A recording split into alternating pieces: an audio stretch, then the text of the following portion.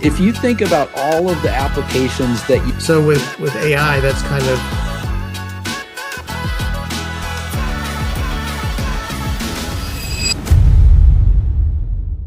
All right, Cool welcome. video. Welcome to the Access 360 podcast. This is technically episode number 6. We say that this podcast is where, I'll get it right, where leaders, ideas, and conversations come to evolve, like mastermind, bring great minds together and see what kind of information we can create. And at the same time, I think be a resource for anyone tuning in to learn some things and bring great people to a conversation. And here we are, episode 6. We're working through some of the little nooks and crannies of the video, which didn't have the intro screen that I thought it would. And so all good. Jordan, how are you today? What's going on? I'm excited to be here. I'm excited to be here. It's awesome that you guys are doing this podcast, and I'm excited to be a part of it.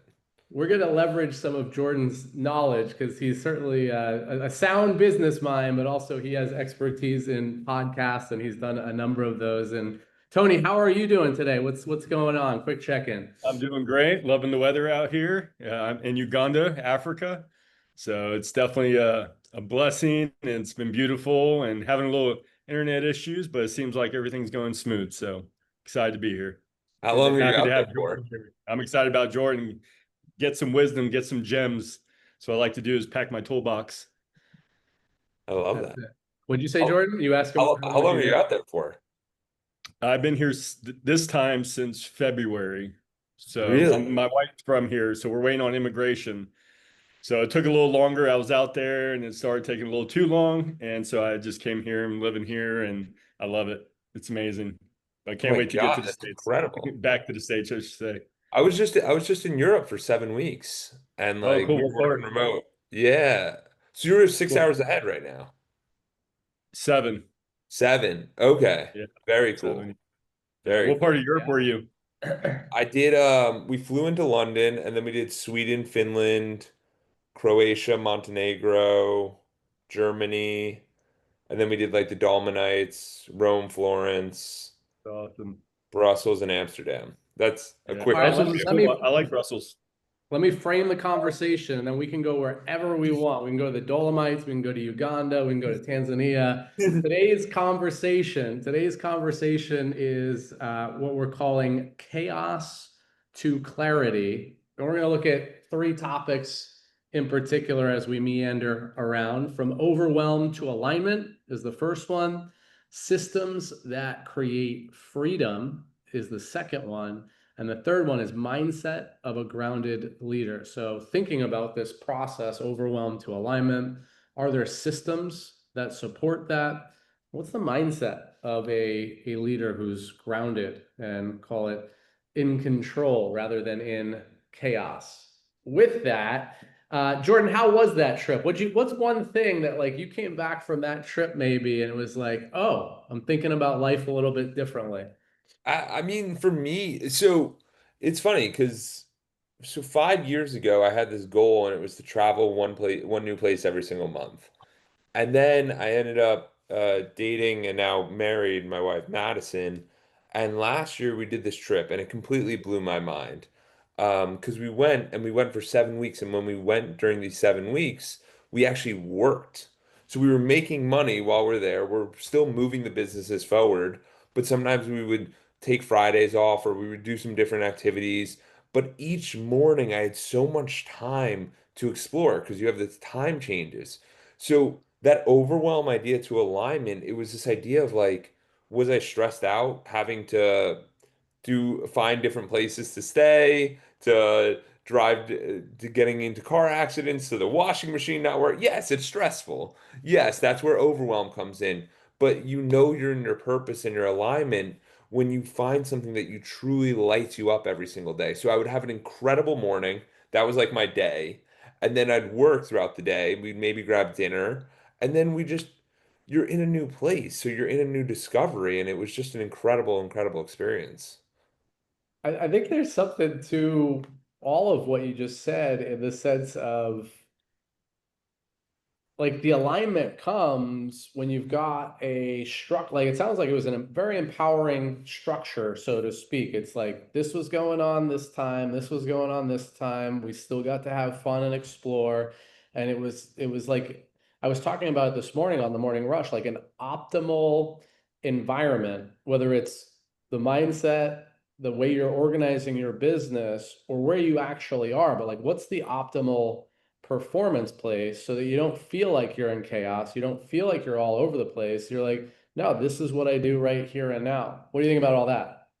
So it's funny, if we're bringing it back to the trip and just traveling in general and just working while doing this and just how do you handle situations, it's understanding yourself. So one of the things that I did was I went to this leadership retreat in Salt Lake City, and one of the big things that we took away was an after action review. Meaning every single time you do something, you want to review it, right? What went well, what went poorly? How are we going to improve? So the overwhelm happened on our first trip when we did 4 cities in 4 days. We wanted to kill each other. We hated it. It was awful. And we were like, I thought it would be so fun because we were going to bop around and do the after action. Yeah, we were going to do these different things. And I started to realize that we needed to stay in places. We needed to do less travel and more staying. So we would stay in a place for 3 or 4 days and then try to travel for like an hour. So it wasn't this big ordeal. Like if you look at the back end of our trip, everything was on a train. Why? Because the planes throw away days. Like they just take so long and it's so out of the way. So for us, we started to realize we want 2 bedrooms. We want focus. So my point being here is that it doesn't have to be regarding this trip, but it's regarding your life. How do you want to design your life? How do you want it to feel? What do you want it to be like? Because I thought about this 5 years before. I wasn't thinking about this, oh, we're just going to go on a trip today. The funny thing was that the second time I did it, though, the trip was much easier because I had the system in place. So once the first time it's scary. Like I can imagine people probably work with you guys all the time, getting a new VA, setting it up. It's scary. I don't know how it works. Why are they not responding? What's going on? 2 months in, they're like, I love this. What was I doing before this? Yeah. Yeah, no, and I think you just showed and expressed the evolution of, and I think that's part of it. Like I love after action review. Hey, we did trip number one. This went well. This didn't go well. Let's optimize the next time. Tony, you've been working remotely from Uganda. Like you must have some adjustments you've had to make too, certainly with the time zone and just working in a new locale. Yeah, one of my favorite quotes, it actually helps me out, but it says, the absence of structure creates chaos disguised as creativity.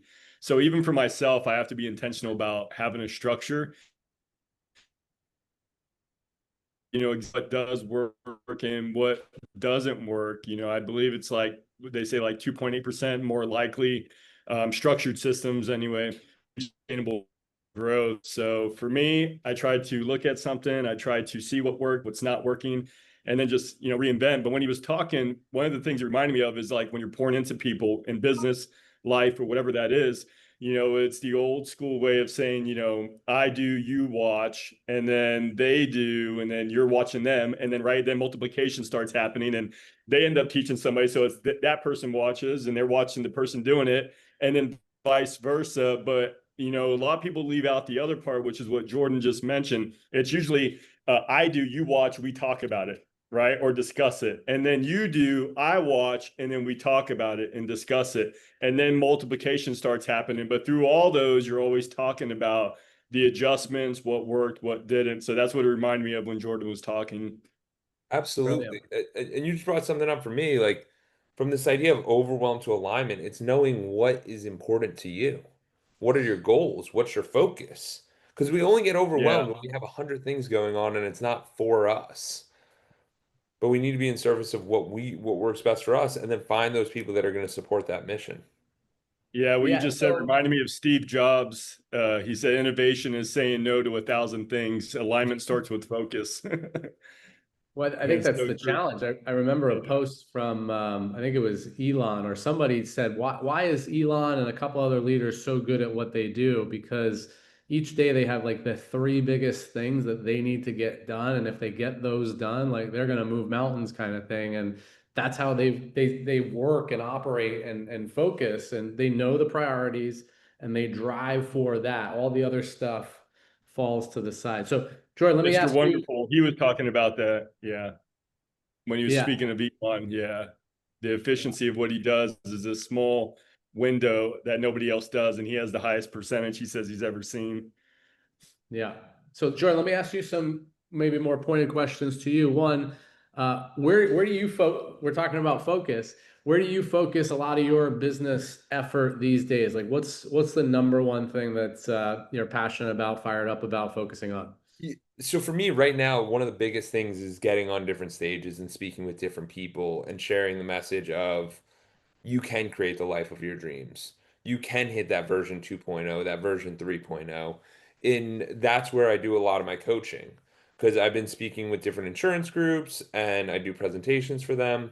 So it's just me getting myself out there to having more of these conversations. The big thing that I'm going to give for the audience here is realizing that when you have a goal and you have an objective, it helps when you have relationships. So, like David just talked about, David and Tony are doing this podcast together, right? It helps because if someone doesn't show up, they can cover for the other one. If both of them are on, they can both share their insights. So, it's one of these ideas of how do we support each other and develop those relationships so we're not reinventing the wheel constantly. Like, originally when I started my coaching, I would do one-off sessions and I would ask, do you want to do another session? Silly model. And now people sign up for 3 months. And then after that, then you sign up for 6 months. Because why? You want commitment from both sides that everyone's involved in this and we're going to move closer to our goals. Even the speaking engagements I do, I try not to do the one-off ones because I try to do the ones where I'm ingrained with them because I can do it more consistently. That builds more trust, that people get to know me better, and we develop more of a rapport with everyone. Brilliant. Can I ask you? I'm gonna do a little case study. Let's say you've got a new client, you're consulting a new client, and the scenario is it's the founder, it's the CEO of a business. They have, it doesn't even need to be industry specific, but let's say they have a team of 10 people and they say, I'm overwhelmed. Like I don't know how to get it all done. How do you consult that? And then like, are there things that you've seen that help people go from this is there a process? Like I go from overwhelm to alignment. I know I'm actively figuring that out day by day a lot of times, but I know some things that work. What do you usually lean Some of the into? stuff, yeah. So one of the big things is like everyone needs to become aware of what they're doing. So we call that the audit stage. So we're gonna write down what we do. So we're gonna sit here and like we were on this podcast for 30 minutes, 45, an hour, whatever it is. We have to audit all of our stuff. And then what you want to do is you want to start seeing how you can put a dollar value down next to each task, right? So we're on this podcast. This is probably a pretty good indicator of a high value activity. Why? Because we're all conversating, we're all here together. So you want to do more of this, right? So if the CEO is going and speaking to different market, like doing marketing material, that might be beneficial.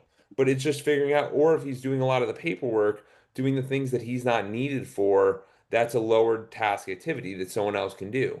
So you want to audit. This first step is you want to audit what you're doing. Then you want to align. So you want to figure out what your priorities are. The reason we get overwhelmed is because we have 100 things on our plate. We feel like we're indebted to these different people. And the truth is we don't have to do that. Like like if they have 10 people reporting to them, then they might have to sit there and think, "Hey, do I have to do one-on-ones with everyone?" Or maybe we do a group call and everyone kind of shares their things and then we have one-off time after that. That might be a slightly more efficient way to move the time. It all depends. And then step three is you want to automate and delegate. So you want to figure out what task you're actually responsible for. Because when we sit here and we think, this is me, like there's AI nowadays, there's obviously Access 360, like there's different employees, like you pay these people, you need to give them work to do. You don't have to do everything yourself. And that's a fallacy that a lot of us think is that like I'm the best landscaper. I'm the best person. The clients need me. They don't need you. They just want someone to answer. Like they really just want someone to be there for them. And it's a little uncomfortable at first, but once you work through that, you'll realize that you can do this. Like it's the idea of there's front facing, front end, back end. Front facing, usually you're there for a while, but you can start to outsource the back end. People won't even realize. And then you can outsource the front end. And now you're not even needed. Yeah. And you're like, wait, how am I getting paid? Because it breaks conventional wisdom. It's not this, hey, I'm in a 9 to 5, I have a job. It's in this idea of I'm creating my life that I want. And then the last part is that once we have the automation delegation, then we have to measure and monitor and adapt to figure out like we're going to review, reflect, and refine. We're going to see what's actually working. You know what I mean? So we're sitting here doing all of these things, but if we don't do check-ins monthly or weekly or bi-weekly, then we're like, hey, that didn't work, that did work. Like even with this podcast, you guys would sit here and review and say, I like this, I didn't like this, how can we improve? How are we going to get better? And the more you do this, you'll always the biggest thing for anyone is to be a lifetime learner. Like we never graduate. We're constantly learning, and I think that's one of the most important things for us. I love that. I'm aligned. I'm aligned. Tony, any cross-examine, any insight or anything you want to add to all of that? I thought that was a good progression of it all. Super good. Elon Musk said you can't scale yourself. Great systems require great support and great delegation. So I was going through this same conversation yesterday, and I said, first you need to come to awareness. Like what's the reality of what's going on? Because we can say we're overwhelmed, but what we think is 100 things might actually only be 7 real things. And then we can prioritize those things and realize that 3 of them are a little bit of low-hanging fruit. We prioritize the other 4, and then we're in good shape, right? And now we've got a little bit more clarity. We've got a little bit more concision and where like all of this is hanging out. And then we figure out. Yeah, and the big thing that we don't want to admit is that we might be overwhelmed because we might have to look at our phone. Like what I do with a lot of my clients is like, let's take out your phone. I put my phone on the ground, but you can literally on the iPhone, it can tell you where you're spending your time. Why are you on TikTok for 2 hours a day? If you're on for 2 hours, how many posts did we do? Oh, we did no post. You just watched a million videos and feel overwhelmed? Yeah. Obvious. Like it's obvious. Like We and did we did an exercise this morning on the morning rush and said, how many inboxes do you have? Like how many email inboxes, how many like text message inboxes, and that can include your phone, WhatsApp, Slack, that can be LinkedIn direct messages, like all the direct messages of all your socials. When you start to think about that, like what's inundating all of our focus is like all of these inboxes and dopamine hits, and then well, yeah. that's why actually one of the biggest things for me, and you probably align with this, Tony, is like I would wake up at like 8 p.m., 8 a.m. when I was in Europe, which is like 2 a.m. Eastern time. That means Yeah. no one's gonna text me for 5 hours. Yeah. So that gives you so much time. Like literally, we got back. It was hilarious. We were pretty tired. So I thought about going to bed at like 7 and then just waking up at like 2 or 3. Because like Yeah. what are they going to do? Like, no one's going to contact you.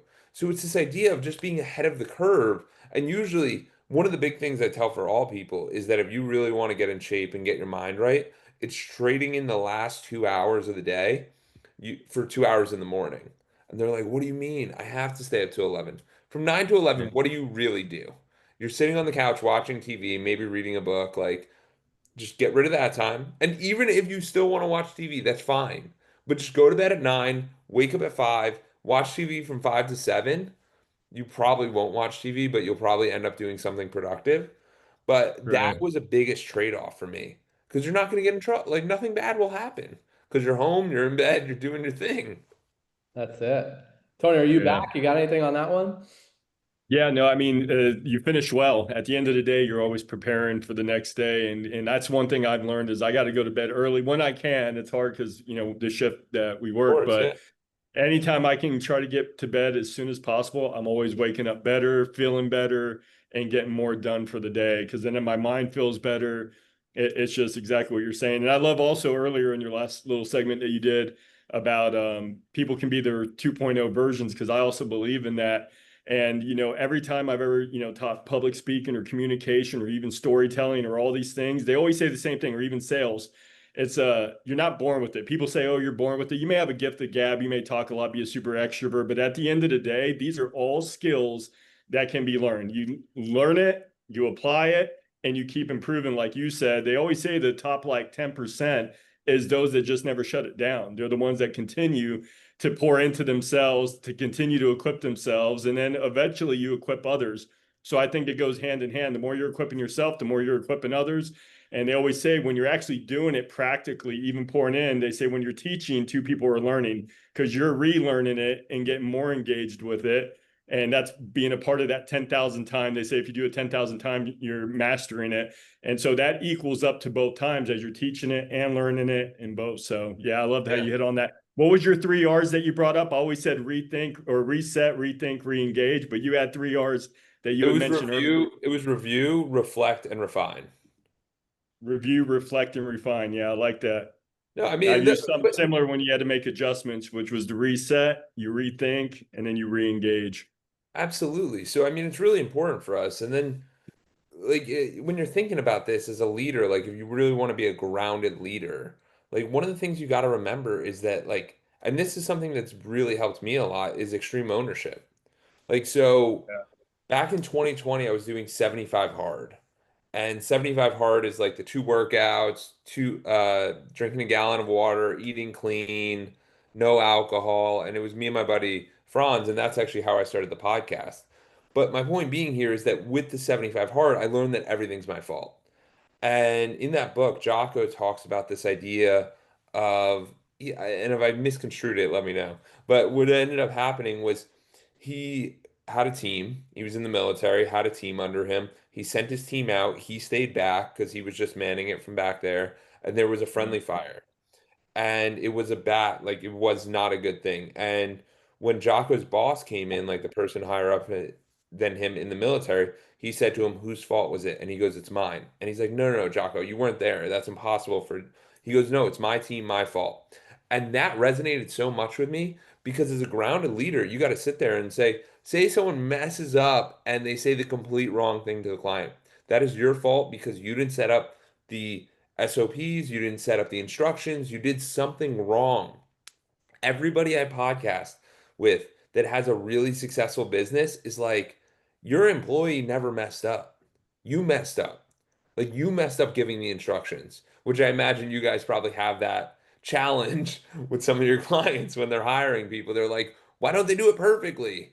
And it's like, you didn't instruct them perfectly, which is the AI world we're kind of stepping into. But if to be a grounded leader, I think you got to have full accountability.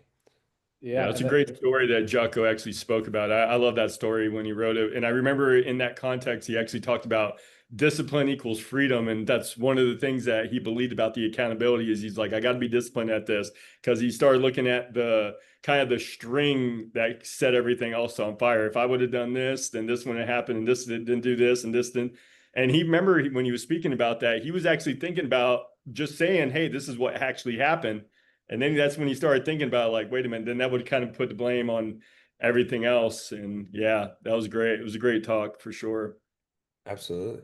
love it. I've got a little drawback to the prior conversation. I've been so 3 weeks ago I started getting up at 4 a.m. and Starbucks. Do you know when it opens? No. Starbucks opens at 5 a.m., most Starbucks locations. So what I started doing was I was up by 4 a.m. I was out the door by like 4:45, 5 a.m. I was at a Starbucks with my headphones on by 5:30. And those next 2 hours were like sacred quiet time. And just what you were saying, Jordan, when you were away, it was like nothing's distracting me. I'm doing deep work. I'm cleaning out my inbox. I'm doing projects that like I don't have time to do when I'm, managing a podcast during the day kind of thing, or having a client meeting or moving from thing to thing. And so I found in the last 3 weeks that it's like invaluable point of time for me to have that focused time. And with the travel thing, it's I go to different Starbucks around town. So now like I've got different like locales that I'm visiting. I'm seeing different areas of town. I'm meeting new people in the mornings. I'm like, it's added this whole thing to my world, but it's also made my day during the day that much more productive because I'm not trying to manage the 20 things that I get managed in the morning, right? And so the same thing, like getting rid of the last 2 hours of the day, putting them at the front of the day is like really been valuable for me. So thank you for kind of bringing Yeah, that to, yeah. I completely agree. I think it literally changed your life. Like, literally, that one thing alone is more valuable than everything. It's literally the best thing because you're not gaining any value. Like, people think it was funny. I was giving a talk yesterday, and the one girl, I was like, "Oh, what's your action that you want to do?" And she's like, "I want to give more time to my family." And I was like, "What does that even mean?" And she's like, "Oh, like I want to give more time." I'm like, "No, no, no. Like, what does that actually mean?" And she's like, "Oh, I want to have more meaningful conversations." Okay. If that's the answer then dinner at the dinner table should extend for about 30 minutes. Maybe right now you do a 20-minute dinner, do a 50-minute dinner, and then you don't need to sit on the couch for 3 hours watching television because that's not combining time. Like, and I'm not saying that we have to be over intentional with our lives. We just need to be intentional enough to create the freedom that we want. By Yeah. having these little disciplines, it changes everything.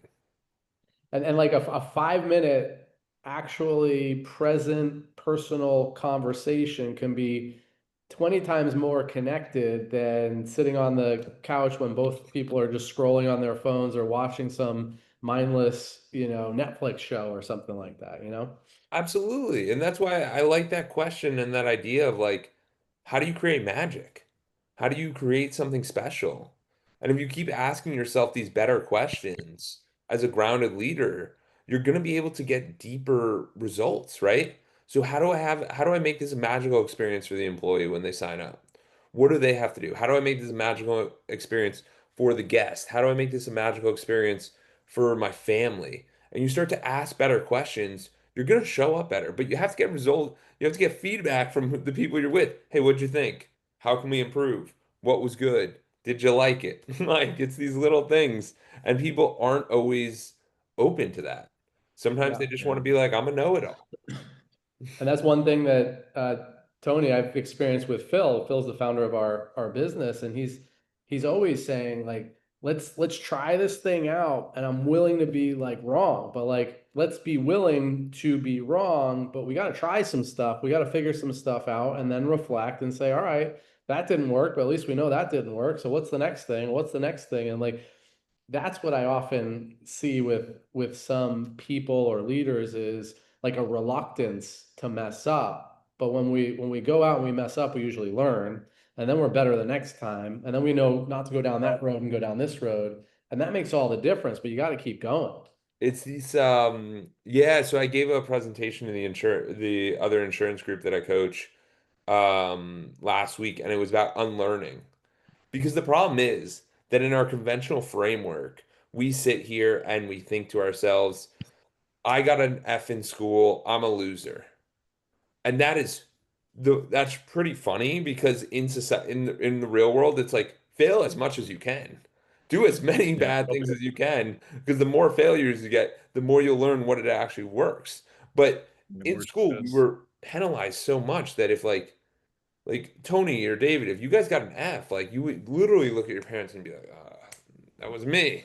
Like someone else took over. I don't know what happened. But like The in teacher. yeah, yeah, yeah, the teacher's the worst. Like no. But then you would take the accountability of like I gotta do better. And it's like, sure, but like what is that? Like, you know what I mean? But you gotta be comfortable with failure because failure isn't failure. It's stepping into the action of learning. So like a Right. lot of it that we were talking about in that presentation was essentially how we have different frameworks, different ideas. And like some people have the idea of I'm not ready to do something, so I'm not going to start, versus the framework of I'm going to take action and I'm going to learn from it. That's the same person. That is the same person right there. A grounded leader says, I'm going to take action and I'm going to learn from it. Love Yeah. it, love it. And one of the things I always said, to kind of piggyback off that is small habits lead to big results, right? So small healthy habits lead to big healthy results, and small bad habits lead to big unhealthy results. And so I always tell people you could have a list of unhealthy results. They could all be what, like you say, failures or whatever. But if you just take one healthy thing and you just apply it, if you do that just once a month, that's 12 positive things that you're doing a year. And technically it's 24 because now you've eliminated one thing. If you did two as you get better, now you're at 24, and it just keeps multiplying and growing. And then I love the other thing you talked about is, I call it blind spots. Me and David have talked about this, but like you got to surround yourself with people that can actually talk about is if they see a blind spot, they pull you aside, be like, I love you. Like, can I share this with you? Can I help you improve in this area? Because those are the things that honestly, I think hinders us more than anything. Right. And then we don't like any confrontation. We don't like anybody correcting or anything like that, which is crazy because at the end of the day, if you could surround yourself with successful people that can see something that you don't, that can call it out in a graceful way. I'm not saying be rude about it, but pulling you aside because they love and care about you and want you to grow, then you have that. And now you're just actually going to be that much more successful. Absolutely. I love the compounding part. It's like money compounds. Yeah, So do our for sure. habits. Absolutely.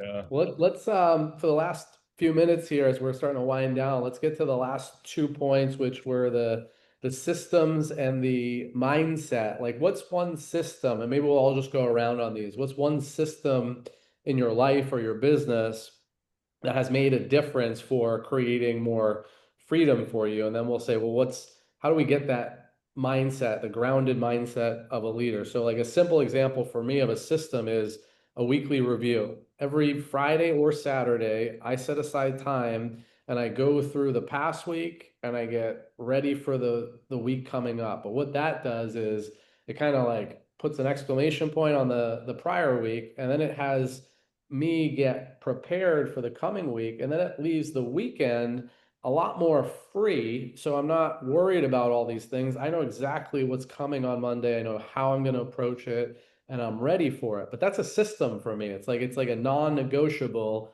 Do a weekly review, finish the week, get ready for the start of the week, and then like kind of bookend it. So that's one for me. Jordan, you want to go? I What love kind of that. system?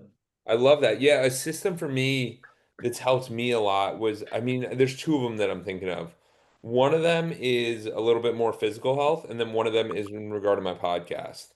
So the physical health one was I wanted to wake up early in the morning. Like I was just going to my condo gym for about 2 years. The max weights are like 70s, and I just wasn't. Working out for like 20 minutes, and we're like, oh, we're doing it.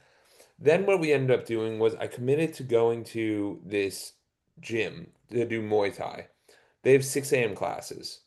I started going Tuesday and Thursday. Now, Monday, Wednesday, Friday, I just got in the routine of waking up early because I'm like, this is what I do. So that helped me so much. So if you can have someone hold you accountable to those morning wake ups, that's a game changer. And then the second thing is I've done over 260 plus podcasts. I wanted to quit the podcast like 100 episodes in. Why? Because I was doing so much back end work and it was so frustrating. But then with the updates with the AI, with the updates of because I had some editors that were not great. And then I ended up getting these softwares. Like there's this one QUSO.ai, and you could basically drop the Zoom footage in there. It'll create 20 clips for you, 10, 20 clips. Then I have the guy on my team, he manages that process, sends it all out. So once I got people like to help and support me in systems and processes, it helped me exponentially. And now I love the podcast because I go in and I talk to the person, I do the prep, and now I can focus on how can I help them? How can we work together? How can we make this happen instead of focusing on how am I going to edit this? How am I going to do this? But it all goes out. That's what really helped me a lot. Love it. Love that. Yeah. I mean, I think for our podcast, we got Harold in the background, and he does the edits, he does the posting, the thumbnails. So a lot of this for Tony and I and you is just we have the conversation and we I move love that. forward. It Tony, makes what it do you got? Any system for you, Tony? So system, I like vision, mission, and then execution. So I always lay out what's the vision. Some people would say goal or, what you're trying to attain. And then the mission is kind of how do you get there? And then executing, how well is it being executed? And so I kind of look at that system. I try to do that once a week and seeing what actually works. I try to do it on a smaller version, like a micro version, kind of not, maybe not daily, but at least a couple days. Like if I'm sending out a multitude of DMs and seeing what's working. I'm trying to look at that. What's the goal? What's the mission? How am I going to get there? What's the plan? And then how is it executing? What is it actually accomplishing? I like kind of hitting on your delegation. They say 10%, for those that delegate, 10%, they actually get growth of their company of 20%. It actually doubles their growth. Wow. Yeah, Love it's that. pretty amazing. Yeah. And that's like systems can be so simple. System could be, I'm going to prepare for 5 minutes before my next conversation. And when I'm done with the conversation, I'm going to debrief for 5 minutes. This was the first podcast where I actually had 15 minutes ahead of time. I wasn't just flailing into it. I looked at the topics. We actually created 3 bullet points and like, here we are. But don't discount the power of that kind of system. Prepare for a meeting, Well, execute meeting, debrief meeting. absolutely. Then I'm excited for you to ask me what I felt about it because once you gave it to me, it allowed me to sit there and actually formulate ideas so that when it comes up, I'm very comfortable with the topics. Right. Perfect. Well, that leads us into the last point here, which is the mindset of a grounded leader, and how do you establish that for yourself? If I'm really reflecting based on what I've already shared in this conversation, the morning routine shift for me, like that quiet time where I get to like just get everything sorted out before the day really takes on kind of fire and velocity. That for me has me so much more grounded as I go through the day. So that's what I would say about mindset of a grounded leader and how I kind of cultivate that regularly. Jordan, what do you got? Yeah, I think for me it's there's two parts. It's one of them is just giving up expectations. Like having very, very low expectations because when we have high expectations, we get disappointed and then we can knock ourselves into a funk. But regardless of that, you need actions each and every day that make you feel like you're getting a win. Whether that's you recording a podcast, whether that's you hopping on a sales call, whether that's you calling a client, you have to do things that are gonna feel progress, right? A lot of us just want the result without the progress. The progress is what makes people happy. So I want you to know that if you're on this mission and you feel behind or you feel ahead or whatever it is, know that the grounded leader takes steps even when they don't know where they're going. They take action. And that action that's getting out of our head and taking the action because the action is what's going to create the ability for us to really have the lives that we all desire. Yeah, I can't, that can't be underlined enough. I think sometimes just making progress and like taking action and getting some stuff done, like forward momentum, even if it's like a small thing. And that's what I've been seeing in the mornings, which also fuels me. Yes, I'm grounded, but oh, I did this and this and this. Like I feel productive. Sometimes feeling productive is actually a really important component of being grounded and effective. Yeah. So, Oh, 100%. And then with you guys both in West, like with you in West Palm, you're still in West Palm, right? yep. I mean, you have beautiful areas everywhere. Yes, you could work in the Starbucks, but maybe you're like, hey, I'm feeling a little crazy today. I might work out by the pool or I might work out by the beach and sit on a bench. Like, it's this idea that, like, we have this newness to us constantly, even though it's all the same, Yeah. which makes it fun. Keeping it fresh. Tony, what do you got on the mindset? Anything for you? And I would say you kind of just to piggyback, calm is contagious for one, and it's a composure that sets the cultural thermostat. So I think that whether that's culturally being around others or even with yourself, kind of like he said, having those small wins. I think MIT did a thing where and what they said it on a daily report, but whether it's a daily report or kind of a daily win, 31% was higher productivity, 52% less burnout, and people were actually being more successful by being still, kind of thinking through things. And they say stillness creates the ability to think even more clearly. So I think just kind of piggyback on what you guys said. I'll tell you what, I mean, personally for me in the office, if there's other stuff going around, like I'm like super sensitive and perceptive to like everything in my environment. So when I put these headphones on and I put on like just some neutral, beats music, it has me be able to be a lot more grounded and focused in the work. Or if I'm having a conversation that there's not other noise going on or things like that, even just controlling our environment can create some groundedness, that's for sure. Yeah. Absolutely. All right, so we're gonna wrap up. Let's get a maybe final concluding thought from everyone. How this conversation was. We talked about going from chaos to clarity. Any final, let's say, tip or tidbit before we say goodbye? Jordan, what do you got? Chaos to clarity. What's coming out of this conversation for you? I think the biggest reminder for everyone is that they're in control. Like, regardless of your situation, you can totally change it at any moment, and you're the decider of your own life. So if you're upset about it or you're disappointed about it, take a new action. Yeah. And I think you said, extreme ownership, responsibility, not, and this is something we talked about this morning on the morning rush was, you know, we can't be victims of all of this. Like we're like, this is our life. And if overwhelm is there, we got to figure out what's causing it, get aware, create a plan, and then start to chip away at it rather than just say continuing to stay in the morass of it, so to speak. Yeah, and one more thing is that it's setting boundaries. And I think the biggest thing for a lot of people is constraints. Constraints open us up a lot. Like, for example, I gave a presentation to this Latina entrepreneurial women of Arizona last night. It was from 9 p.m. to 11 p.m. They wanted to do it this Thursday or last Thursday. If I did it last Thursday, I'm still in Europe and it's like 3 in the morning to 5 in the morning. But I had the foresight to go, hey, I'm not doing that. Like, I'm not wrecking my whole sleep schedule the last weekend I'm there because of like, we're gonna move it to this date. And people with boundaries, people will respect you more. If you go, hey, I'm busy, they will respect you more. And I'm not saying don't be fake busy, but just be like, hey, this isn't gonna work. I need to move it to this date if you want to do it then. So I think that, Yeah, we don't have enough time to get into boundaries today, but like it's so true. And that was came up in a conversation yesterday with me, like being able to set solid boundaries with your internal team, with your clients, with anyone in your life, because then it gives guardrails for you and for them, and we know how to operate within them. Beautiful. absolutely. Tony, your final thought or tidbit here. Yeah, I would just say clarity is the compass that turns chaos or confusion into actual directions because it emphasizes purpose and vision as the antidote that when we're actually overwhelmed. So I just think about that.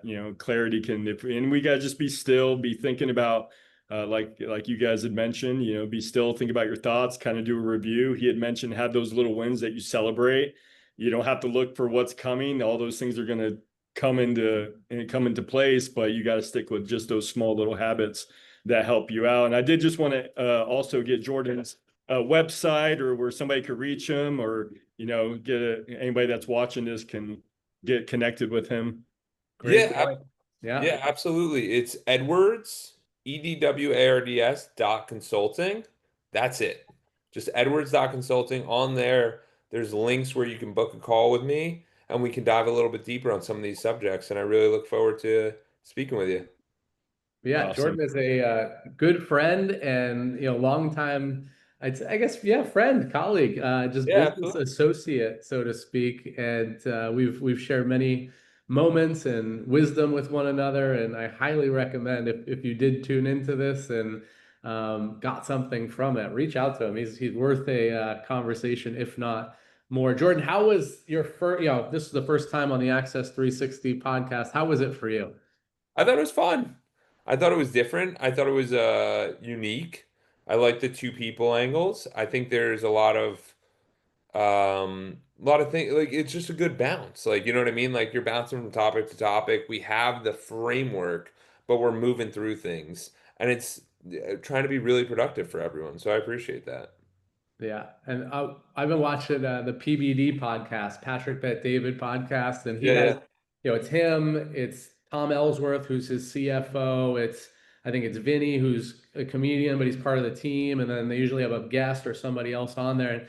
And they just go through current events, but they bring in business Yeah, thought of and course. topics. And I'm like, I kind of like that approach. That's where we're going here. It's not, I'm going to drill into Jordan in detail, but we're going to get value from our guests. We're going to give value ourselves and have a good time as we're doing it too.